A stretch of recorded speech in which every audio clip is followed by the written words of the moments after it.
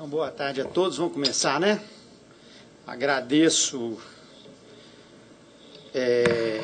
a presença de todos. Vou fazer aqui, peço um minuto, vou usar aqui o meu castiço portunhol para fazer uma saudação aqui aos colegas da Rede Latino-Americana de Juízes que estão assistindo o evento pela internet.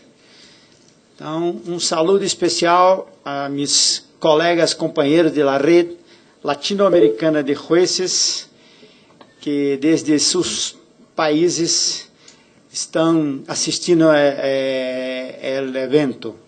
Principalmente a ministra Elvia Barrios, presidente da Rede, o ministro Galo Pico, haver várias pessoas aqui que eu não posso olvidar, onde estão aqui, Edgardo Torres, de Peru, Melida Estrada, de Honduras, Pascual, de Argentina, de Chile, Teresita, de Paraguai, Roberto Contreras, de Chile, Gabriela Meurialdo, de Uruguai, o ministro Lucho, de Colômbia, Luiz Ernesto Vargas, ministro Lucho, de Colômbia, da Corte Constitucional de Colômbia, e vários outros companheiros. Um saludo especial. Vamos tentar falar despacito para que possam compreender a transmissão que vamos fazer em português. Bom, então agradeço a todos a presença. Nós estamos tentando aqui fazer de última hora, uma experiência com um sistema da Open University que transmite, além de transmitir, que está sendo transmitido online pelo site do tribunal, um sistema que permite uma interação com a assistência virtual. Nós vamos ver se vai funcionar. Isso aí foi hoje que a gente resolveu fazer isso, então está meio de improviso. Então, eu vou pedir a todos a compreensão aí de qualquer problema, né? Até na apresentação do Bill Gates dá problema na hora de transmitir, né? Bom, então, primeiramente eu gostaria de agradecer muito a presença dos debatedores aqui, dos eminentes debatedores, o professor Thomas Bustamante, que é professor de Teoria do Direito, especialista em argumentação jurídica da UFMG, e leciona também na pós-graduação da UFMG, inclusive agora está ministrando um curso para os juízes aqui do nosso tribunal sobre teoria da argumentação jurídica. Quero agradecer também a presença do nosso colega aqui do TRT, o juiz e professor Antônio Gomes, que, juntamente com outro colega nosso do TRT, o doutor Emanuel Moura, foram, acho que, os únicos do tribunal que leram a minha tese. Eu também li. Eu também. Injustiça minha, hein? Mas é porque, então, eu queria agradecer o juiz, magistrado, nosso colega aqui, Antônio Gomes, professor da UFMG, e também o nosso colega Emanuel Moura, que é diretor da 16ª Vara aqui da capital e monitor, instrutor da nossa escola judicial. Bom, eu ficando aqui, vocês ouvem também? Não preciso ficar perto do microfone não, né? O microfone está com... Vocês estão ouvindo bem aí, né? Bom, então tá bom. Então, vamos fazer o seguinte, vai ser uma dinâmica bem informal aqui para o debate, com participação da assistência. Eu vou fazer uma apresentação rápida do que é a tese, em poucos minutos vou tentar fazer uma síntese da síntese, né? Que hoje ninguém consegue ouvir exposição longa, todo mundo dorme, né? Nós temos Então, vou fazer isso em poucos minutos, vou tentar falar em pouquíssimos minutos, fazer um resumo do resumo do resumo do nosso trabalho. E depois vamos passar a palavra para os nossos debatedores e, em seguida, abrir também para vocês, para assistência, e também, se for o caso, se conseguir aqui, se funcionar a nossa interação virtual, eu vou tentar aqui acessar o Twitter, o Facebook e também esse site aqui, que eu vou mostrar para vocês, que é esse aqui. Aqui, ó, já temos o Edgardo Torres. Um saludo especial, Edgardo Torres, que é um juiz do Peru que está online. Já está, que vai poder interagir também com a gente. Esse está assistindo pelo um sistema de interação online. Fora outros que estão só assistindo pelo site do tribunal. No site do tribunal, só transmissão, não tem interação. Bom, então vamos fazer aqui essa rápida apresentação.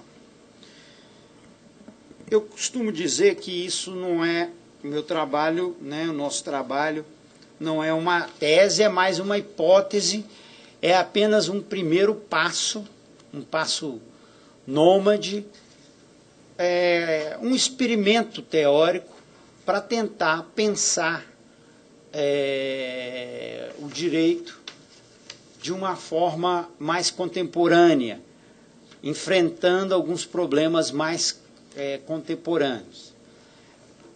E a ideia, primeiro, é pegar uma grande, não com uma intenção de fazer um contraponto muito violento, a Kelsen, que é simplesmente o maior jurista, né, do século XX que nós tivemos.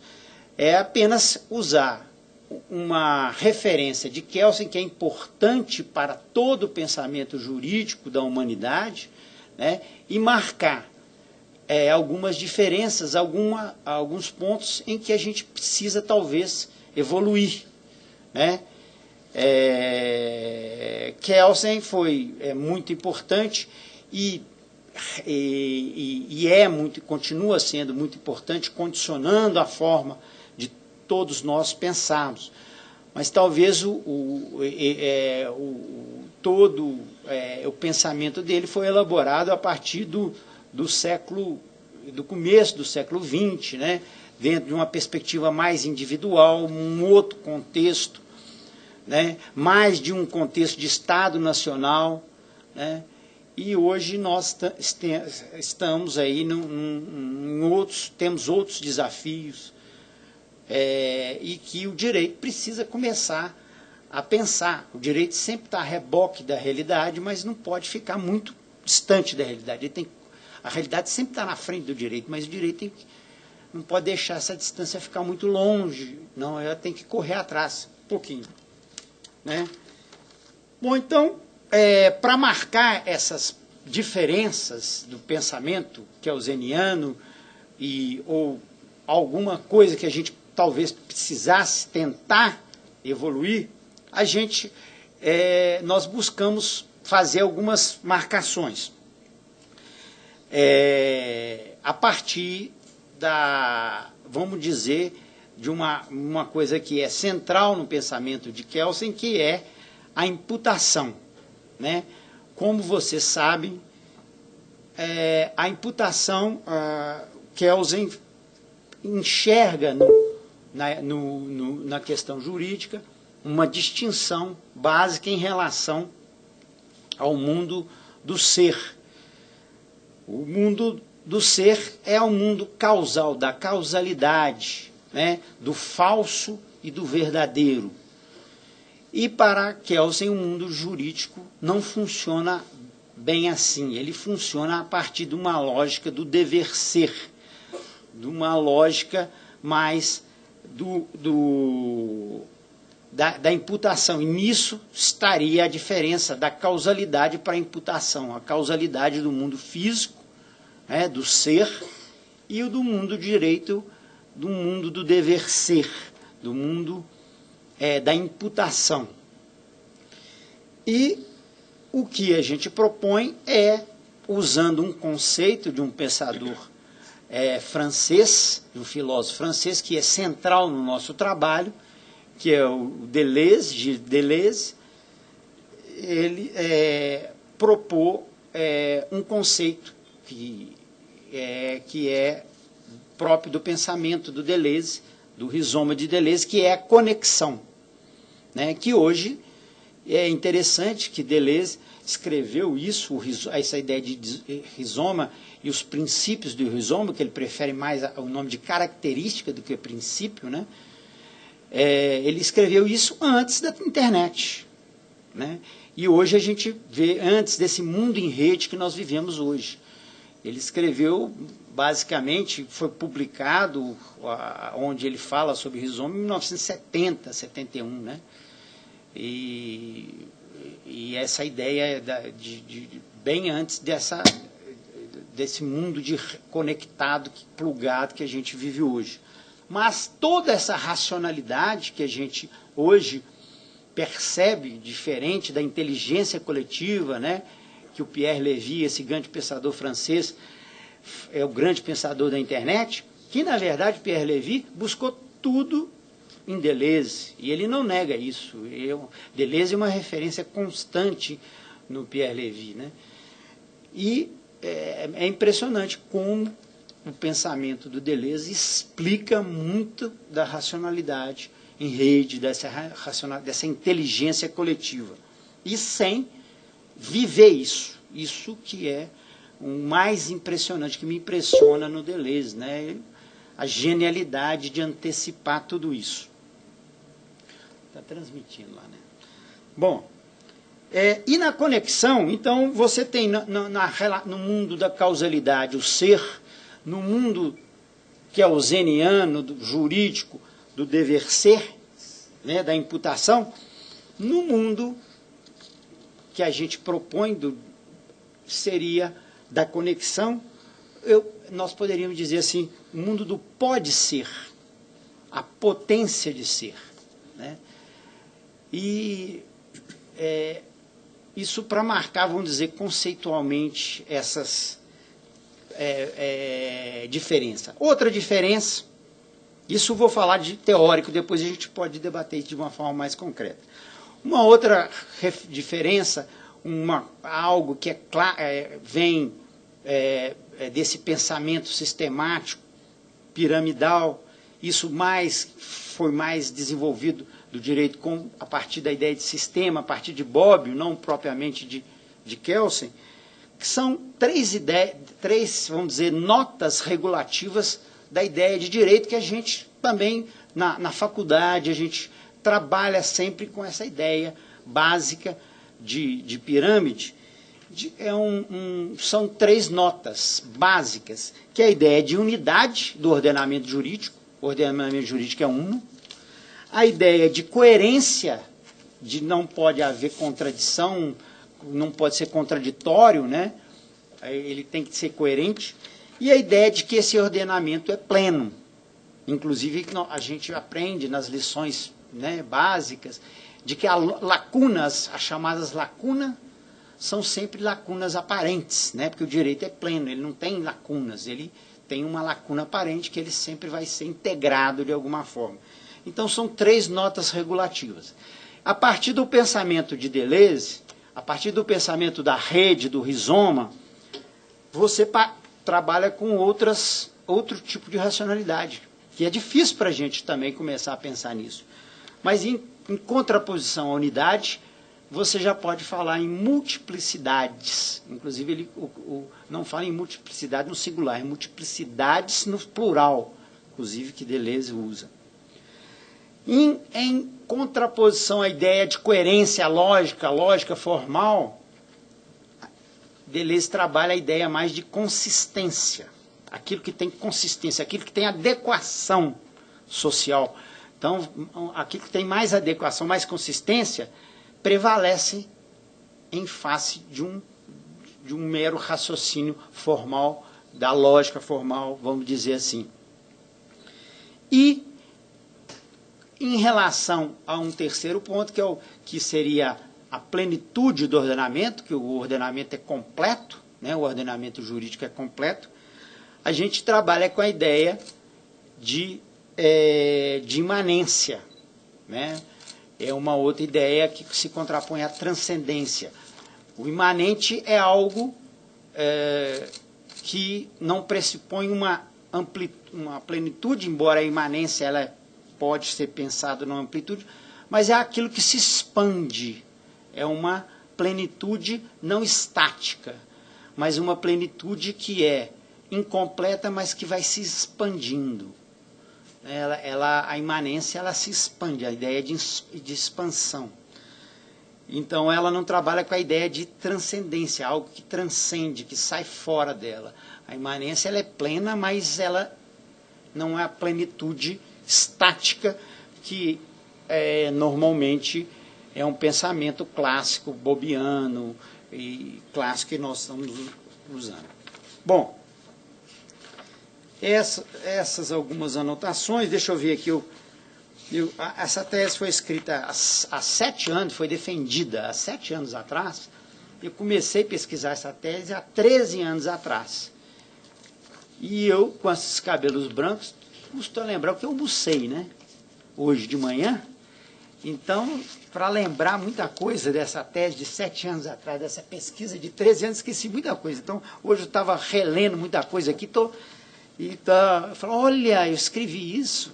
Eu nem estava lembrando que eu tinha escrito isso, né? Então, eu fiz algumas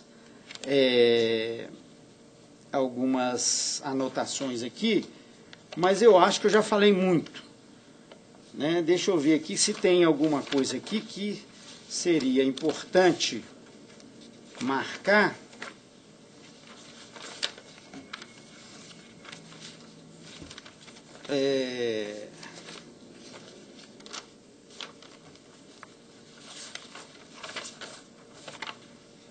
A ideia de nômade, né, o direito nômade. Por que essa ideia, né? Um conceito embora esse conceito, essa ligação entre a ideia etimológica de nômade e o direito foi resgatada, ela tinha sido perdida e foi resgatada por também dos maiores juristas que nós tivemos, embora ele tem uma ligação, né, com o nazismo, tem uma ligação com o pensamento mais autoritário que é muito criticado, né, sem prejuízo do brilhantismo dele, que é o Carl Schmitt. E o Carl Schmitt busca ele que faz esse resgate da ideia de nomos, né, e direito. Inclusive, se a gente for buscar, né, a ideia de norma, né, etimologicamente, de norma, mas, deixa eu até pegar meu óculos aqui para relembrar isso, todas essas referências, porque tem várias referências etimológicas, né, e que foram resgatadas pelo Carl Schmitt, dessa ligação do nomadismo com o direito. Que o direito, ele fala aqui que a linguagem é o linguagem mítico da terra, né? A terra é a mãe do direito. E em 3 sentidos o Carl Schmitt lembra isso. A terra fértil, né? A terra que recompensa, a justiça da recompensa de quem trabalha, essa ideia de justiça para quem trabalha a terra. Ele recebe a justiça da fertilidade da terra. Outra ideia da terra são os limites, as regras de cultivo, né, com direito à ideia. E também outra ligação da terra, como ela se revela como ordenamento, divisão da terra. É a partir daí, a divisão entre a minha terra e a sua terra, o meu e o seu kantiano, né, da terra, no sentido da terra, o meu e o seu kantiano, que é central na ideia de Kant do direito, é o meu e o seu da terra, primeiro. Né? Na origem disso vem a minha terra e a sua terra, é a divisão da terra. E na ideia de nomos, em grego, está essa ideia, é uma ideia, é um conceito que tem vários significados, é um conceito nômade, tem um significado múltiplo, de divisão, né? O nomos com o acento no primeiro O significa, né, em grego, uso, costume, até lei. E também pode significar divisão e local para o pasto. E o pastor, na antiguidade, era um pastor nômade, porque não havia ideia de cultivo. Então ele saía se deslocando atrás dos locais para a pastagem. Então, a ideia de pastor estava ligada à ideia de nomadismo, né? Não de fixação, de cultivo. O cultivo é que fixava o homem, né? E o pastor não fixava, ele tinha que ir buscando outros campos. Né? O vocábulo nomeus, em grego, né, é pastor, distribuidor. E, então, o nomo com acento no... Né, com acento isso na transliteração latina do grego, né, que eu estou dizendo. Então, o pastor era um nômade que se deslocava com acento no último O, era um pastor nômade, né, que se deslocava atrás de pastagem. Deixa eu ver aqui. O Carl Schmitt, né, também foi atrás dessa raiz etimológica do verbo de nemen, do verbo nemen, dividir, apacentar, né, no sentido de pasto. Né? Então, nomo segundo Carl Schmitt, é a medida que distribui e divide o solo do mundo. Então, essa ligação entre o direito, o nosso direito hoje tão sedentário, né, tão estatalizado, parado num país, num ordenamento jurídico, ele hoje é um direito mais que, diante da realidade, da própria realidade da rede, da própria realidade da globalização econômica, da própria realidade da globalização informática, né, da desterritorialização que a internet impõe. Então, isso resgata aquele sentido antigo de conexão entre o direito e o nomadismo, né? Resgata esse sentido originário que o Carl Schmitt tinha percebido já na sua obra, né? Bom, eu acho que foram essas. Tinha muito mais coisa aqui, né?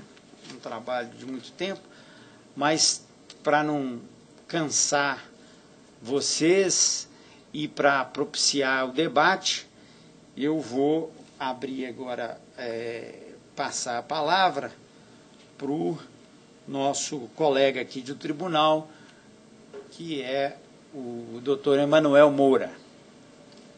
Então, muito obrigado pela atenção de todos. Obrigado ao senhor, professor.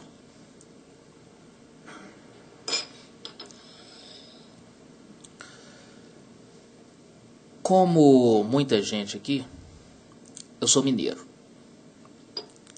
E eu não consigo me furtar a tratar de conceitos mais simples ou mais complexos, mais rasos ou mais profundos, através de causos. O primeiro conceito que eu queria abordar do trabalho do professor Zé Eduardo é o de rizoma, o rizoma. O pai de um amigo meu cultivador de orquídeas. Tem algumas espécies que simplesmente lançam raízes, soltam uma planta para cima e naquela ponta você tem uma ou mais flores. Das raízes mesmo saem folhas para o lado e é isso, a planta.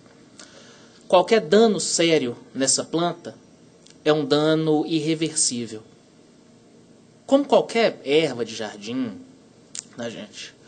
Só que tem outro tipo de orquídea, que inclusive tem a mais conhecida, tem flores maiores, mais bonitas, a Catileia. Tem três grandes gêneros, mas vamos ficar na Catileia.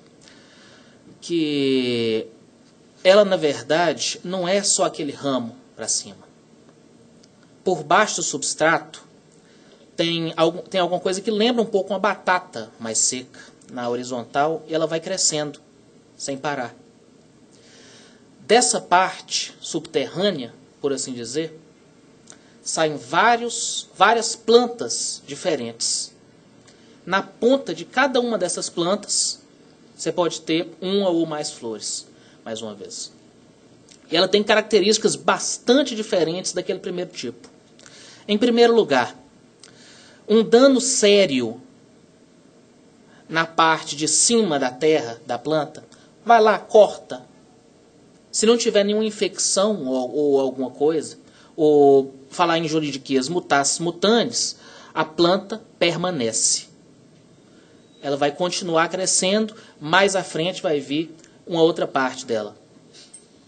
Segundo ponto, se você parte essa parte subterrânea no meio, você não tem mais duas metades de planta que vão adoecer e morrer.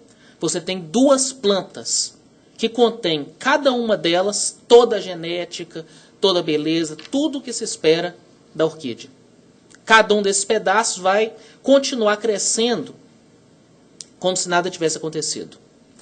E esse pedaço que fica sob a terra, a gente chama de rizoma. A ideia é praticamente a mesma. Você não tem uma estrutura piramidal fixa, permanente no direito, ou ao menos assim é a proposta do Dr. Zé Eduardo, mas você tem um rizoma jurídico. Na proposta kelseniana clássica, que cada um de nós aprendeu na faculdade, repisa todos os dias, muito mais fixa no nosso modo de fazer direito, no civil law, do que na common law. No nosso modo de fazer, se você danifica uma lei ordinária, você perde tudo aquilo que decorre dela. Se você danifica a Constituição da República, a Constituição do Estado, vai dar um bom trabalho administrativo, jurídico, principiológico para poder manter o que está embaixo. Você abala violentamente as estruturas. Então, é preciso criar várias ficções diferentes para poder manter um sistema rígido dessa forma. Você precisa criar uma ficção de que não existe uma antinomia real, de que uma norma nunca vai se chocar com a outra, de que uma lacuna vai ser resolvida de uma ou de outra maneira porque ela é só aparente, ela não é. Abra o ordenamento, existem lacunas. E não só lacunas interpretativas por omissão, existem lacunas por excesso de comissão. Você tem legislação dúbia e você tem legislação dobrada. Sem um sujeito para resolver a questão, para atuar de fora e reunir essas duas partes da planta, sem um juiz para interpretar com base em tudo aquilo que a lei de introdução às normas do direito brasileiro traz, a antiga LCC traz, você tem um ordenamento quebrado. Só que, com o direito vindo a reboque da realidade, quanto mais distante ele fica, mais difícil fica você justificar essas normas, você justificar a unidade do ordenamento em face de todos esses defeitos normativos, teleológicos que acontecem. porque uma norma que é perfeita ou parece assim hoje, amanhã pode estar mudada em todos os seus aspectos. A ideia do rizoma explica muito melhor uma realidade que nós todos já vemos no dia a dia. Você vai buscar principiologia em outros ramos do direito. Eu volto ainda na palavra ramos. Você vai buscar principiologia em outros ramos do direito. Você vai procurar norma positiva em outros ramos do direito. Você vai procurar tudo para poder incluir ali e poder solucionar o caso concreto. Dar a cada um o que lhe é devido. Conforme o Piano falou há milênios, já levantando isso. Com a ideia de direito em rede, você também tem aquela ideia de que ao partir uma planta no meio, você não tem duas meias plantas condenadas à morte. Você tem duas plantas com principiologia toda preservada. A partir dali vão surgir novas folhas, vão surgir novas flores. Se a gente enxergar o direito como rizoma, não existe mais a questão dos ramos. Eu avisei que voltaria. Ramo do direito penal, ramo do direito civil, ramo do direito constitucional. E a gente às vezes até procura uma desculpa, muito mais na parte introdutória dos livros, para poder explicar por que aquele ramo é uma ciência separada. Por que o direito do consumidor não é só mais um sub-ramo do direito civil. E eles vão lá explicar ponto a ponto por que naquele caso é mais necessário, porque existe hipossuficiência de um lado, porque existem características próprias, mas cada relação jurídica humana traz uma característica própria. E aí eu quero passar para um outro ponto, que é do estruturalismo contra o pós-estruturalismo, que está muito na introdução do trabalho do professor Zé Eduardo, mas que para mim encaixava melhor em dizer logo depois do rizoma. Quando você tem uma estrutura que funciona bem, uma estrutura bem azeitada, e aí eu gostaria que as senhoras e senhores lembrassem daquele filme do Chaplin, Tempos Modernos, se a estrutura funciona bem, o pressuposto é que o sujeito desapareça. Para uma fábrica funcionar sem percalços, cada pessoa deve fazer bem, rápido, o dia todo, aquilo que faz, não deve olhar para o lado, de preferência não deve almoçar. Tem umas duas cenas mais longas do filme que tratam justamente disso. Você tenta até eliminar o que existe de humano no humano, o pouco que resta de humano no humano, para poder fazer a fábrica funcionar melhor. Essa é uma visão de estrutura. E você só percebe, esse é um ponto de comédia do filme, você só percebe o sujeito, Carlito, o sujeito do Charlie ali, quando ele passa a criar problemas para a estrutura. Quando o sujeito se afirma, a estrutura cai. E uma visão antiga, uma visão piramidal, voltando sempre lá, uma visão que não consiga enxergar o sujeito como partícipe da estrutura, necessariamente vai vilanificar, vai tornar o sujeito um vilão a cada vez que ele mostra alguma coisa de si. Numa perspectiva pós-estruturalista, não. Você não tem mais povo, você não tem mais população, esses conceitos todos necessariamente retornam ao conceito de multidão de Spinoza. Eu não vou entediar ninguém indo a fundo nessa questão de multidão, mesmo porque foi providencial essa primavera brasileira que tem acontecido.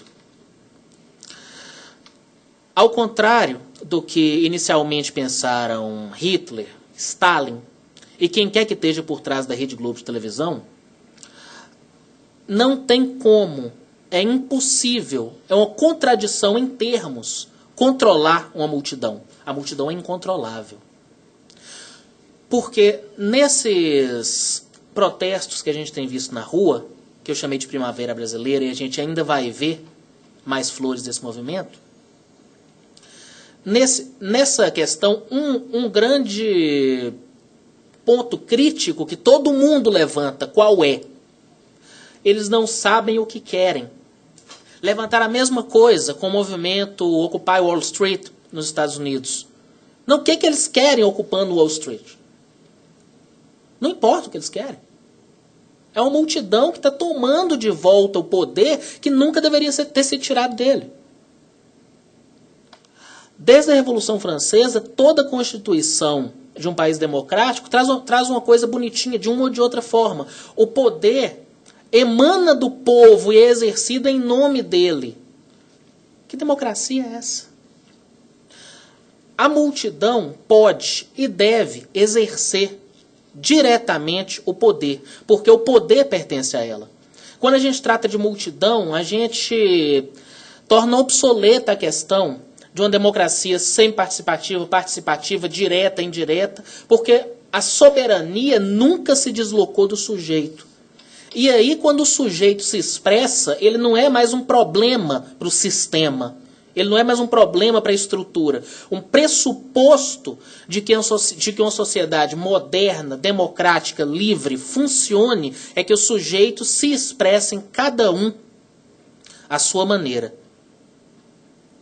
E aí tem um outro conceito complexo, que é de economia da abundância, que ele decorre muito daí. Então eu não vou me alongar muito nele.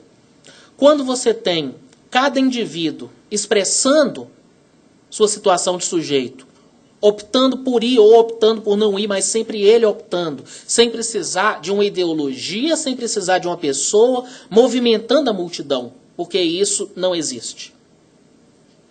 Quando a gente prescinde disso, a gente tem que a economia passa a ser de informação. Por quê? Quando cada um produz, nem sempre você vai ter espaço para produção física. Você passa uma produção metafísica, passa uma produção de informação. E tem um aspecto interessante. Se eu e uma outra pessoa nos encontramos na metade de um caminho, cada um com um pão, e a gente troca o pão, cada um volta com um pão para casa. Se eu vou com ideia, uma outra pessoa vem com ideia, a gente troca a ideia, cada um volta com 2 ou mais ideias para casa. Não existe a necessidade ilimitada e a oferta limitada quando a gente trata de informação, quando a gente trata dessa nova economia. Então ela é, por si só, abundante. Isso precisa ser tomado em conta quando a gente tenta entender a sociedade moderna e quando a gente tenta abordar as relações de trabalho, porque elas mudaram muito rápido e têm mudado muito mais rápido do que o legislativo é capaz de alterar a norma estanque, do que o judiciário é capaz de abordar o fato, trazendo princípios de outras normas, se a gente não acordar para a vida e descobrir que a economia mudou. E, na verdade, ela sempre foi muito parecida com isso, mas nossa perspectiva ficou mais madura, vai ser impossível trabalhar. Professor. Obrigado. Que é brilhante. Eu esqueci na apresentação do trabalho, dizer que tem 2 conceitos, que o Emanuel trabalhou muito bem, são chaves no nosso trabalho, que é o conceito de rizoma, né, do Deleuze, e o conceito de multidão, que tem origem no Spinoza e depois foi desenvolvido aqui mais recentemente pelo Negri, pelo próprio Deleuze também. Então, e essa parte da economia da abundância, do trabalho imaterial, dessa economia diferente da economia tradicional que a gente estava acostumada, cujo princípio primeiro é o princípio da escassez, né, onde os recursos são limitados e as necessidades ilimitadas, a gente passa para uma outra economia da abundância, onde os recursos informáticos, que são dados, linguagem, são ilimitados e as nossas necessidades acabam sendo limitadas. A gente fica perdido, por exemplo, no Google com tanta informação, com tanta. Então, inverte a lógica. E é interessante que toda a economia gira, o mundo todo gira, o valor é gerado na economia tradicional a partir da escassez. Aquele bem tem valor a partir da escassez. Se ele é abundante, ele não tem escassez.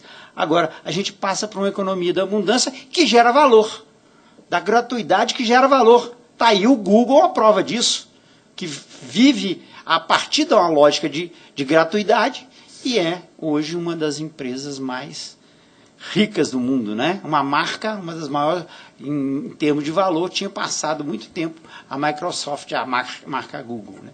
Então, é uma outra lógica. Então, é isso que eu tinha esquecido na apresentação de dizer que esses dois conceitos de rizoma, de rede rizomática e de multidão, né?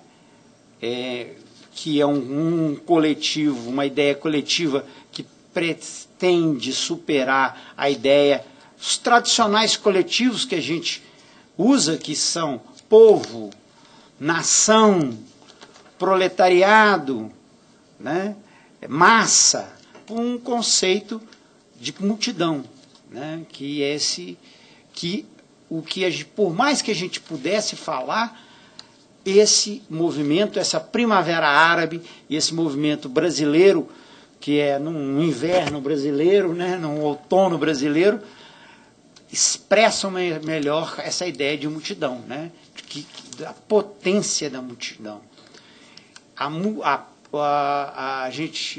O Negri, né, no poder constituinte do Negri, ele fala em potência constituinte em contraposição ao poder constituído, né? O que a gente vê aqui, a potência da multidão constituinte contra os poderes constituídos, contra todos os poderes constituídos, o que a gente está vendo isso, contra o judiciário, contra o legislativo, executivo, de todos os entes da federação.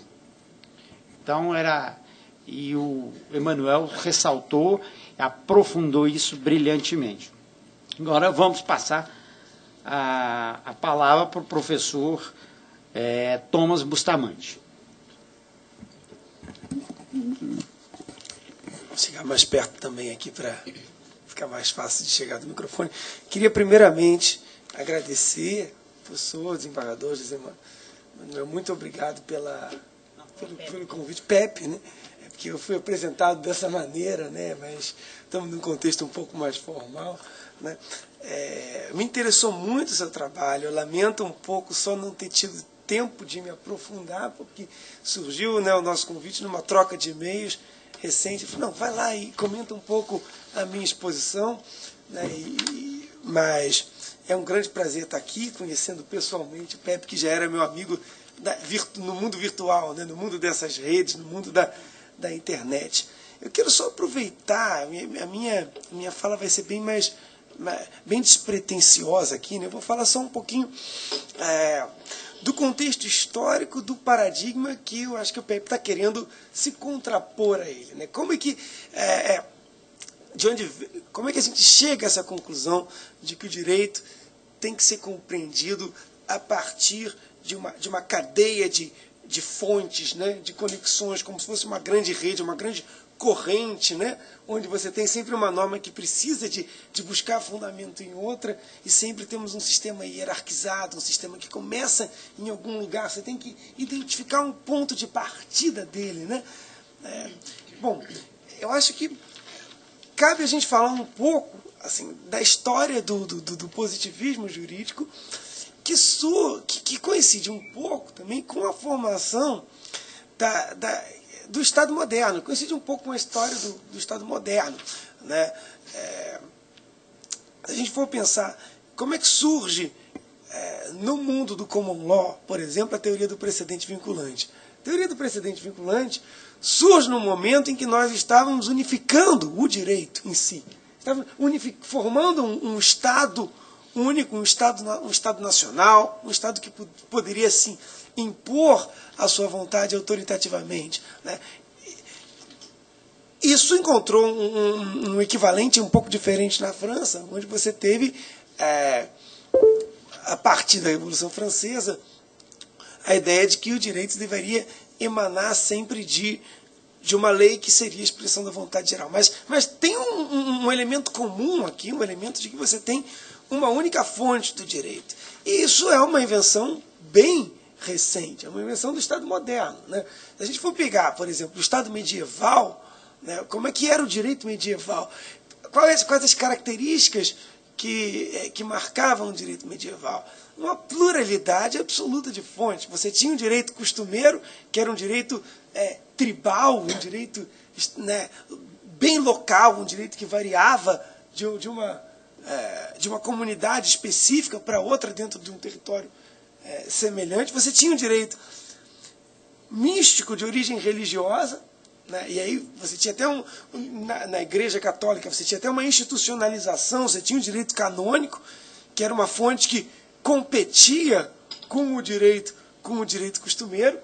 Você tinha também o direito dos teóricos, ensinado nas universidades, que era o direito romano, né? Ao qual se atribuía uma espécie de autoridade quase sagrada, porque esse direito era visto como... era primeiro, encontraram um direito, né, em documentos históricos perdidos há quase 2000 anos, um direito muito mais desenvolvido do que o direito de qualquer outra, de qualquer comunidade conhecida no mundo, né? Então era um direito que se atribuía a ele uma grande importância, era muito estudado nas universidades, e era a racionalidade desse direito romano, que em termos de sofisticação, em termos de sistematicidade, era muito maior do que qualquer sistema jurídico que se conhecia, também competia. Então, como é que um juiz decidia um problema concreto? Ele tinha o direito romano, ele tinha o direito costumeiro, ele tinha o direito eclesiástico. E ele tinha o que o rei mandava também, né? Porque nessa altura o Estado começou a se fortalecer, começou a formar exércitos, né? que começou a ganhar um determinado poder político. Então você tinha esse período de indecisão aí, essa multiplicidade de fontes, essa multiplicidade de canais de onde o direito poderia emergir, né? E aí começou a surgir a necessidade de se criar uma unidade. Como que começou a ser feita essa unidade? Inicialmente começou a ser feita pela jurisprudência. Nos séculos XVI, XVII, XVIII, era onde você tinha, não apenas na Inglaterra, mas na Itália, na França, você tinha uma construção do direito estatal pela via da jurisprudência, mas essa jurisprudência ia sistematizando essa multiplicidade de fontes que iam sendo construídas argumentativamente. Mas começou a haver a formação do Estado moderno quando começou a haver e na Inglaterra isso foi muito claro, tem um momento muito claro isso. Falávamos isso até, o André Coelho, que está aí na plateia hoje, quando começou, foi o Matias que falou comigo, na verdade, mas quando começou a jurisprudência a ser reportada, quando começaram a surgir os law reports, começou a escrever as decisões, a se tomar nota de algumas decisões importantes, o direito começando, então, a ser reportado. Então, o direito começa a ser reportado, as decisões começam a ser reportadas, e aí começa a surgir nesse contexto aí, né, no final da Idade Média, né, no início da Idade Moderna, um princípio de interpretação do direito, que era o da communis opinio totius orbis, ou seja, o meu latim é horroroso, me perdoe, mas aquela opinião comum que era aceita em todos os lugares, aceita na França, na Itália, na Inglaterra, ou seja, se tinha um problema jurídico que era decidido de uma maneira semelhante, em vários contextos diferentes, a partir de várias fontes diferentes, do direito local, do direito jurisprudencial, mas se todos eles resolviam dessa maneira semelhante a um determinado problema, se presumia ali que você tinha um direito racional. Quer dizer, se tinha um direito que teria valor. Bom, o que isso tem a ver com o tema do Pepe aqui? Eu acho que tem muito a ver, porque esse seria o contexto anterior à formação do positivismo, que é o paradigma que ele tenta se contrapor a ele nessa tese de doutorado, né? A ideia central, quer dizer, pegando, por exemplo, os primeiros positivistas britânicos, o Bentham e o Walsin, a ideia central tem que haver uma vontade única de onde o direito emana. Tem que haver um soberano que tenha a autoridade para dizer o que é direito e o que não é. Eu acho que o Kelsen herda um pouco disso, né? Um pouco dessa tradição. Você tem que ter, o direito tem que ter uma única fonte. E eu acho que o positivismo, até hoje, ele é entendido dominantemente como tese das fontes. A tese que o direito emana de um determinado lugar. E você identificando a origem, você identifica qual é esse direito. Né? Bom, eu acho que o que eu tenho dúvida é: somos modernos ou pós-modernos? Eu sempre tento evitar esse rótulo pós-moderno. Assim, eu sempre tenho uma resistência muito grande em relação a isso, porque se cria uma insegurança, um certo desespero para o jurista. Né? Se você não, como é que fica, por exemplo, a ideia que hoje eu acho que todas as democracias valorizam muito a ideia de constitucionalismo, de que existe um higher law, um direito, um sobre-direito, um direito que está acima da política e que nós não podemos transigir com ele. Foi o argumento que nós usamos, inclusive, nós os que estudam direito constitucional, em alguma medida, contra a proposta da nossa presidente da República de fazer uma mini constituinte. Teve um argumento do Guilherme Scott, que é professor da UNB, que eu achei muito interessante sobre isso. Olha, a pior solução possível que a gente pode dar para esse problema da reforma política seria uma mini constituinte. Por quê? Porque na mini constituinte você não abre mão da Constituição de 88. Quer dizer, já seria ruim você abrir mão da Constituição de 88, porque você não sabe se vai vir uma coisa melhor ou pior. E você vai criar uma instabilidade. Mas você abre mão do constitucionalismo. Essa ideia de que você pode romper com a hierarquia constitucional e isso ser tolerado como uma espécie de normalidade, isso abre mão, com isso nós estaríamos abrindo mão da existência de um direito que funciona como limite à política. E o problema da pós-modernidade é essa, né? É você perder um pouco desse referencial. Parece que eu estou defendendo o positivismo, mas não, eu tenho minhas dúvidas em relação ao positivismo, eu tenho minhas críticas ao positivismo, mas eu coloco assim, apenas essa perplexidade, porque eu acho que tem sinais de uma insatisfação com o paradigma dominante no direito e na política, e esse trabalho mostra isso. Né? Não dá para a gente acreditar que o direito está todo ele preso a certas bitolas e a certas amarras, e você tem uma fonte única.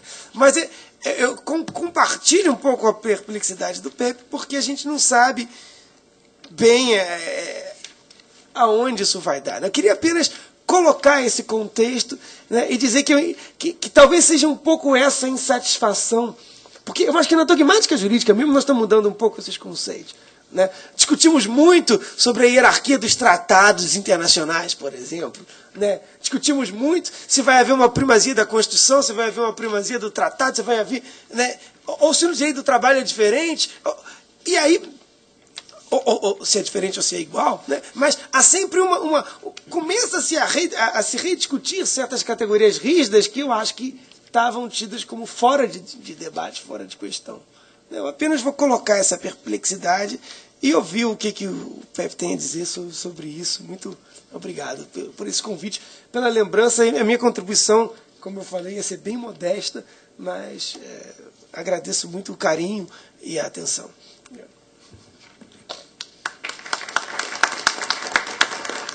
Obrigado, professor Thomas. Excelente a sua contribuição. Essa visão, né, que precede o positivismo, essa visão desse pluralismo medieval, né, que a história se repete, né, desde vários pontos de vista, né, não se repete o mesmo, mas se repete muita coisa. Eu também compartilho com a sua... não vou dizer birra, mas eu tenho birra com a palavra pós-moderno. Inclusive, no nosso trabalho, o título nós abdicamos de pós-moderno. Nós preferimos, como usou aqui o Emanuel, uma visão pós-estruturalista. Né? Essa ideia de ser pós-moderno, essa ideia de se contrapor ao tempo, né, ela é meio paradoxal. Então, nós preferimos uma ideia assim, o conceito de pós-estruturalismo, não gosto também dessa questão. Bom, eu estava buscando aqui justamente uma passagem aqui, uma das conclusões preliminares, que era a ideia clássica, né, que esse grande, realmente, conquista da humanidade, do pensamento e dos direitos, que é a ideia do limite, do direito como limite, do direito como limite do poder político, né? Isso, sem dúvida, é uma grande conquista. E a gente não pode abrir mão dessas conquistas, né? Como nos direitos sociais, a gente tem que avançar e não retroceder. Então, tem que... E, de fato, tem uma passagem aqui que eu chego a afirmar, a gente vai empolgando com as palavras, né? E às vezes, faz uma afirmação muito absoluta. Diz o seguinte, aqui uma passagem, uma das conclusões preliminares aqui, os limites do direito rizomático, do direito nômade, não são rígidos, não são exatos, e não são abstrata e previamente calculados. Eles são mutantes, cambiantes, nômades, topológicos, e concretamente definidos. Ou seja, ele não é a ideia clássica de limite. A proposta é pensar algo não como um limite ao poder constituído, simplesmente, né? Mas pensar como se pode estender o poder, ou estender a potência constituinte, a potência da multidão. Ou seja, como ampliar os poderes da multidão. Eu já ia usar o clássico povo, né? Como ampliar os poderes do povo em contraposição ao poder soberano, ao poder constituído. Então, esse é o desafio.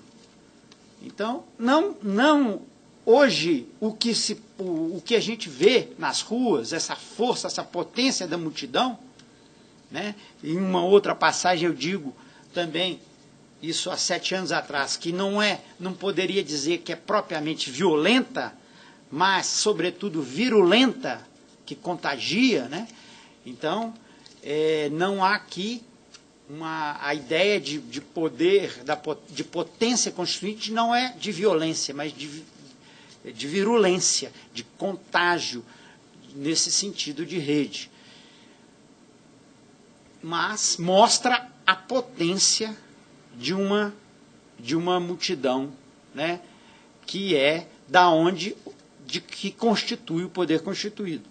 Nós não podemos abrir mão das conquistas, creio, mas nós temos que pensar formas de estender a democracia mais direta, de dar mais poder ao povo. A democracia representativa, por exemplo, ela é por uma questão prática. Nós não temos condição de ter 200 milhões de brasileiros decidindo leis lá no Congresso.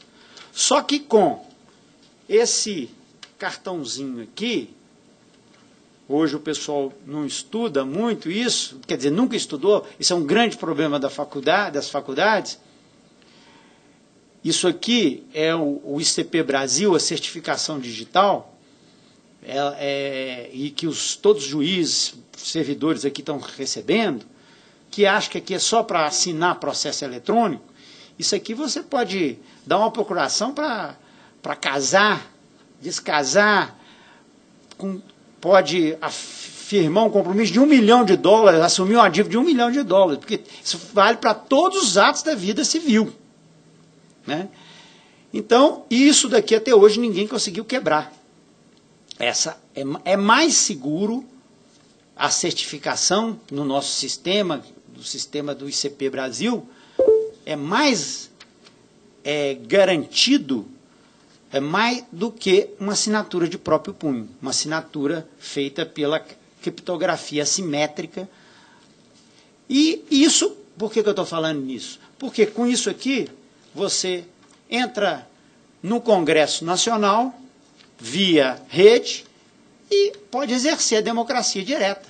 Você pode votar com menos fraude do que ocorre hoje. Com menos possibilidade. Quer dizer, a possibilidade, o sonho da democracia, de que alguns chamam de democracia ou democracia eletrônica, já é tecnologicamente possível. Não é ainda politicamente possível, porque nós temos que convencer os deputados e senadores que ainda não são tão necessários como eram, né? E eles têm que se convencer disso. Mas isso é uma forma de expandir a potência constituinte, uma nova forma de expandir a democracia. Então, a gente não precisa necessariamente abrir mão de certas conquistas, mas a gente pode tentar avançar. Agora, eu também tenho várias restrições quanto a esse movimento que ocorreu, que eu não chamo de primavera brasileira, eu chamo mais de inverno, né? Porque isso tem certos deslocamentos, tem certos desvios, né? Que aqui não é o nosso objetivo de debater. E, inclusive, vi um manifesto seu, né, com vários professores universitários aí que firmaram e que depois saiu na rede também, né, e que eu firmei também esse manifesto, tendo a visão crítica da importância disso, mas com vários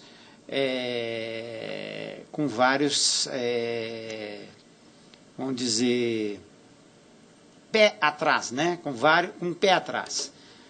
Manoptropo. Bom, agora vamos passar a palavra ao nosso colega, querido amigo, professor e magistrado, Antônio Gomes, e que nós estávamos conversando ontem, que não estava previsto aqui como debatedor, mas ontem nós estávamos conversando, e ele falou comigo, olha, eu li sua tese da página 1 até a todinha.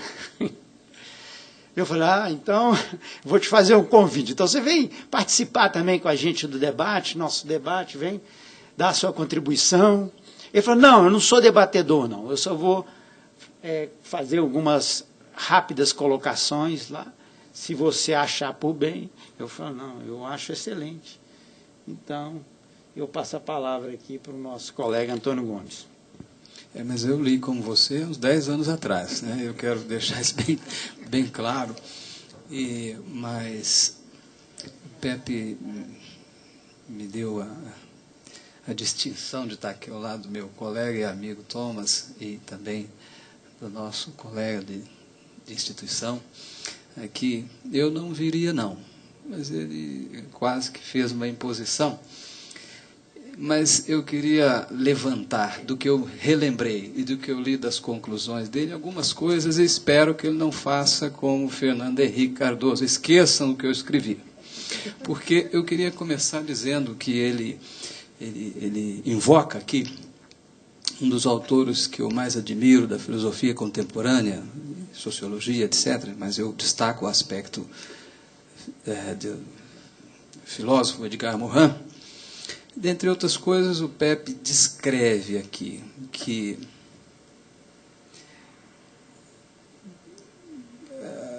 criticando a dúvida cartesiana, ele diz que nós, e sobretudo para nós magistrados, isso é importante, ele diz que nós pré-julgamos sem parar,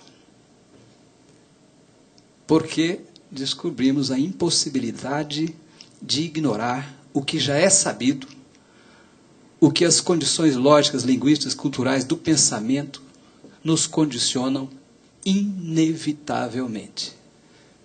diz o Mohan no texto do Pepe. Mas o Pepe, agora ele próprio, diz que, a propósito do que já foi bem explicitado, o direito rizomático, esse direito não estático, etc., etc., ele fala que a pretensão de objetividade torna o juiz menos responsável pelo que ele decide, pois sempre resta a cômoda desculpa técnica para justificar a falta de compromisso com as determinações sociais.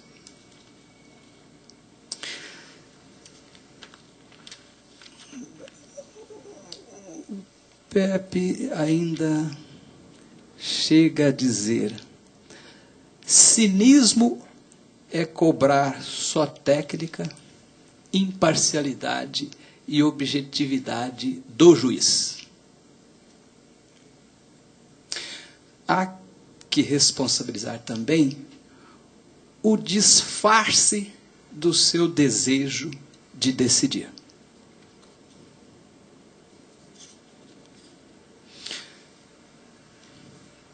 Pois bem, em relação a isso que eu vou tomar a liberdade de conversar com o Pepe, ou seja, uma conversa pública, não é um debate, mas eu pediria a ele a liberdade de nós fazermos uma conversa daquelas que nós já fizemos há anos atrás, publicamente, na presença dos senhores, desculpando, evidentemente, o desconforto de uma conversa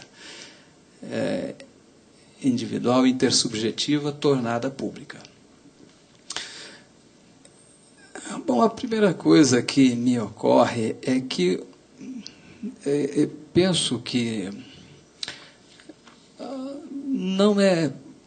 só seria possível compreender a dimensão e a profundidade do questionamento, da tese do Pepe e de suas proposições, se nós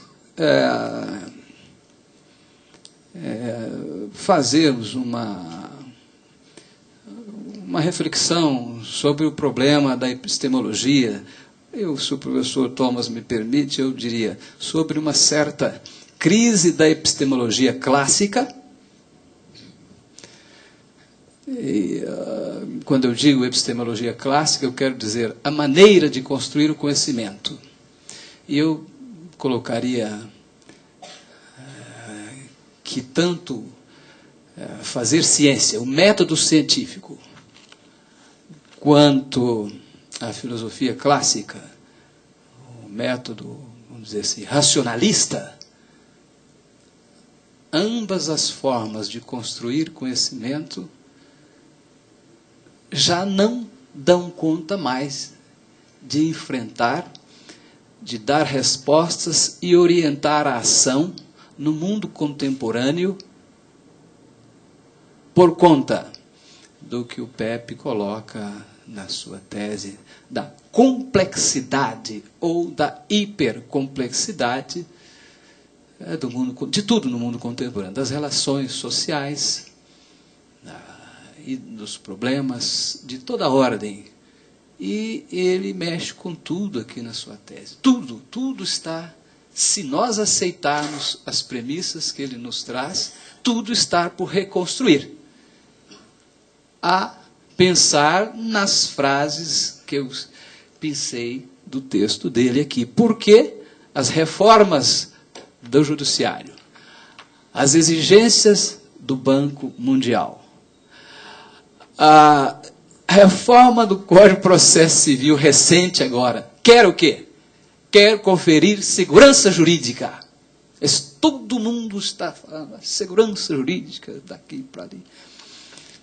O que o Pepe traz é a insegurança e a desordem.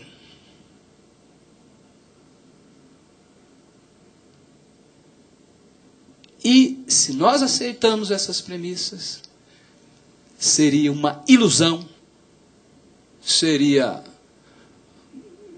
uma ingenuidade reclamar, exigir da justiça que suas decisões lhe dei segurança jurídica formal. Aliás, quando falam em segurança jurídica, só falam na formal.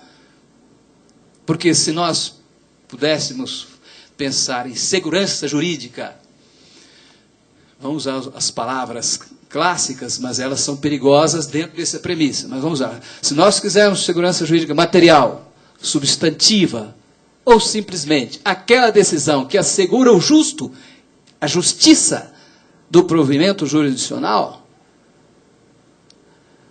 nós teríamos então que abandonar esta busca insólita da segurança jurídica formal. E se aceitarmos também essa premissa,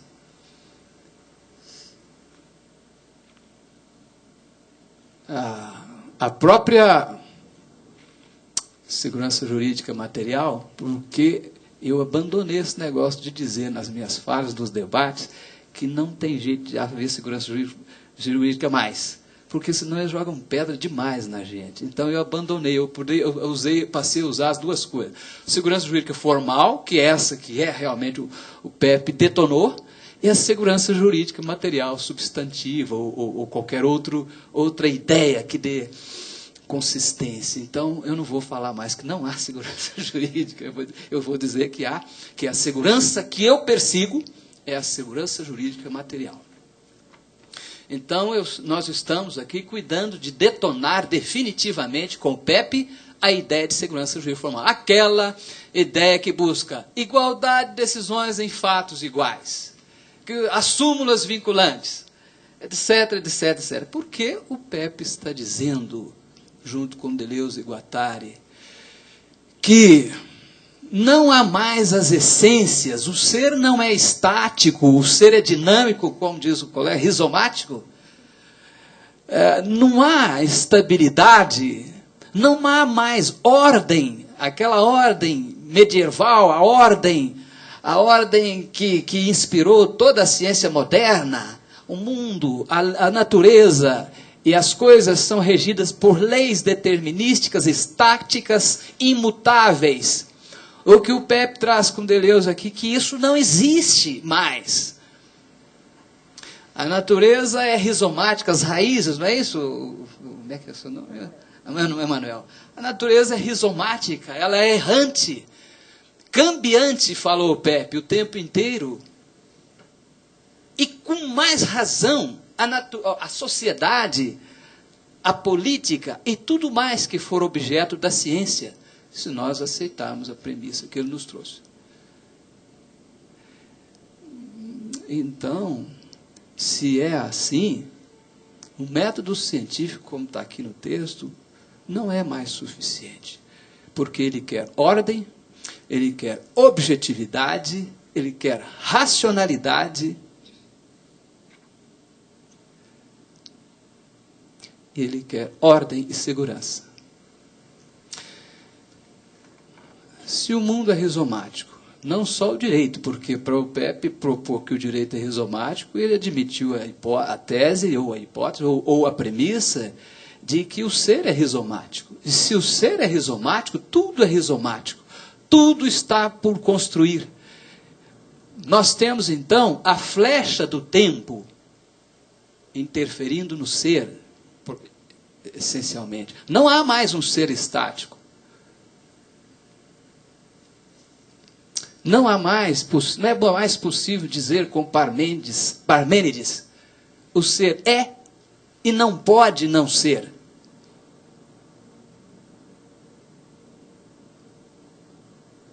Nós temos que, pelo menos, abrir concessões para Heráclito. O ser é e precisa não ser. Porque é não sendo que ele é.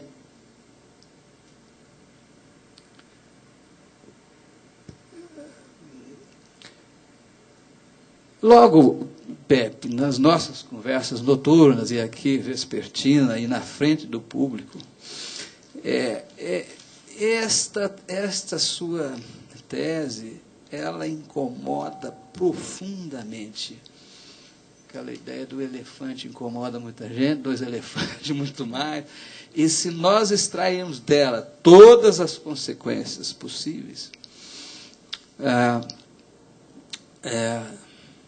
você fala que a ideia do ordenamento jurídico, ela não pode desconhecer uma íntima interação ontogênica entre ordem e desordem.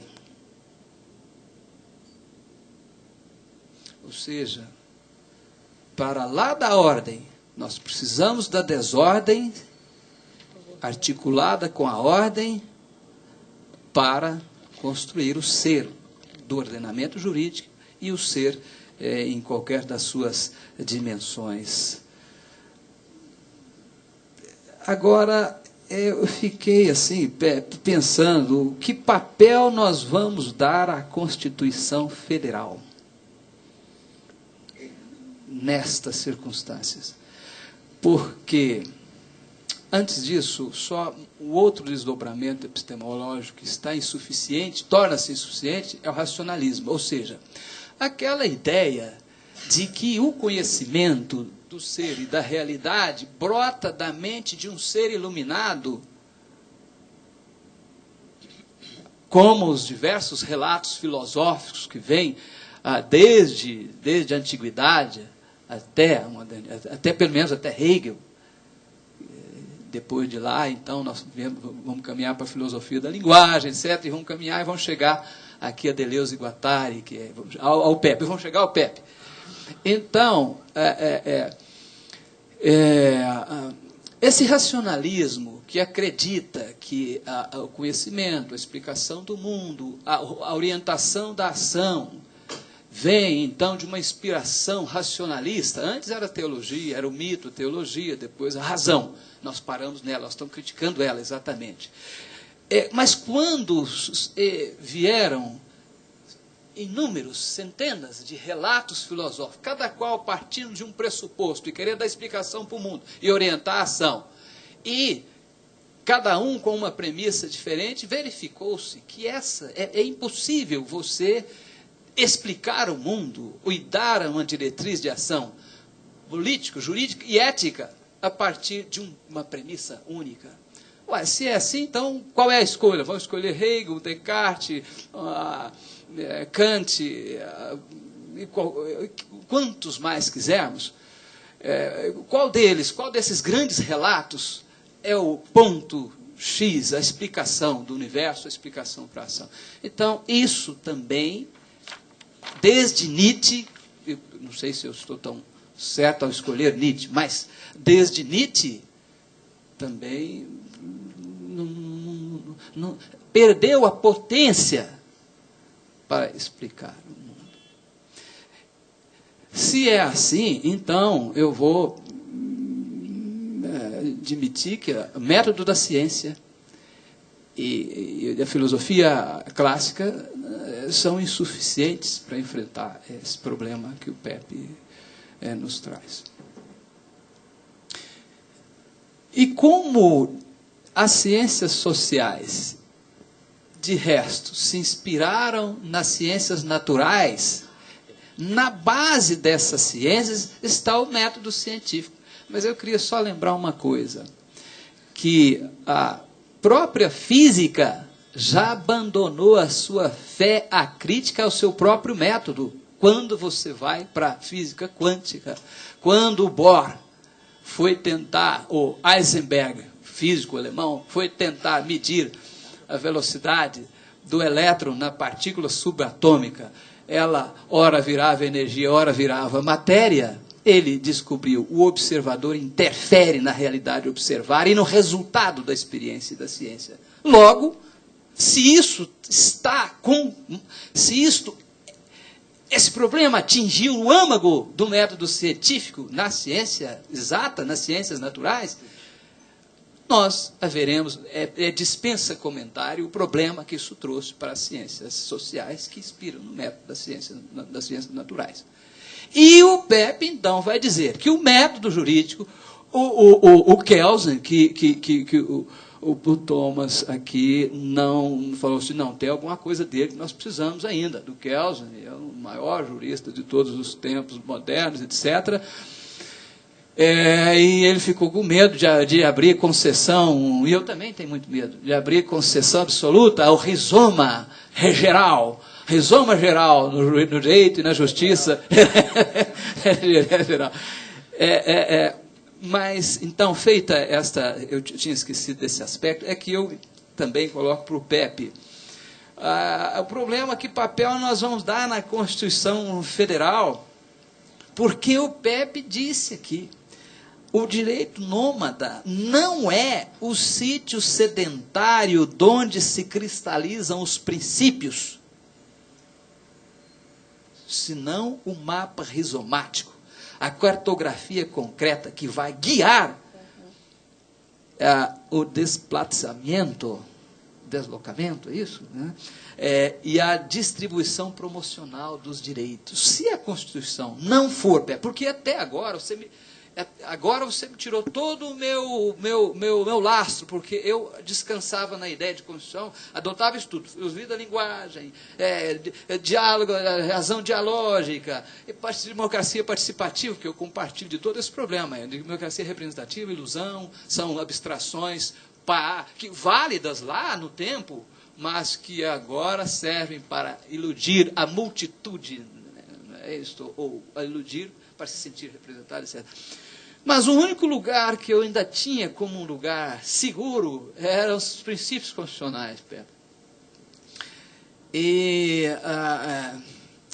é claro que ainda, admitindo a contingência do modo de compreendê-los, condicionados ao perfil ideológico, etc. Todas essas coisas que interferem no sujeito, que vai examinar, condicionado a tudo isso, a busca do seu sentido, tanto o sentido teórico como o sentido prático, ainda que contingenciado por estas limitações todas, mas é um quadro de referências, seria o último quadro de referência. E toda vez que eu vou falar nisso, vou discutir sobre isso, eu penso assim, graças a Deus que eu não tenho que explicar o que o Habermas não explicou, o que outros não explicaram na filosofia da linguagem, porque eu sou da área jurídica e tenho uma Constituição. Porque se eu fosse de outra área, eu estava frito, né? Porque, por exemplo, você falou, se a verdade nasce do melhor argumento, de um grupo, de uma comunidade dialógica,